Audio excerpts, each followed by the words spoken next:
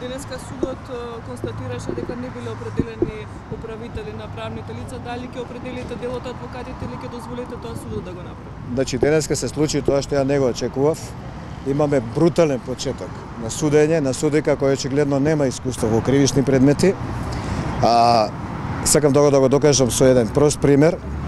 Добивме оценка на обвинителен акт во кој во ниједна реченица не се спомнуваат прислушкуваните разговори кои ние ги спориме како употреба за доказ.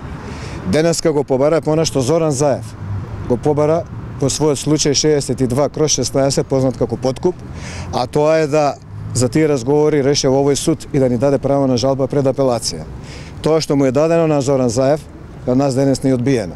Така да очекувам брутално судење и не знам како ќе продолжиме натаму, но по секој случај судот не е еден судија. Ја во судот верувам, а дали верувам и во судиката денес ќе видиме веќе од 7. Добро, во однос на правните лица ќе назначите ли управител? Јас имам забрана која ми ја дал кривичен совет да се потпишувам како управител. Очекувам тој кривичен совет кој е изрекол забраната да ми ја симне во овој дел. Ние такво барање имаме дадено и очекуваме наскоро да биде решено.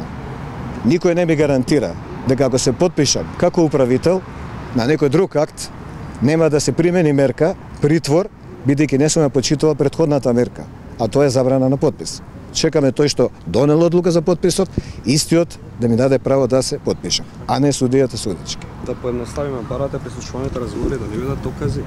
Апсолутно, ние сме барали и кај судијата во претходна постапка, не сме добиле во ниједна реченица одговор. Ако видовте денес, тоа беа 21 ред одговор од судијата од Кривичниот совет за претходна постапка, во кој во ниеден збор не се спомнува прислушкуван разговор. Воопшто нема таков одговор.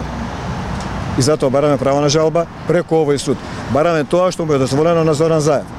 62/16 е неговиот случај, јавно е познат, може да ја видите оваа одлука на судот кој не му суди.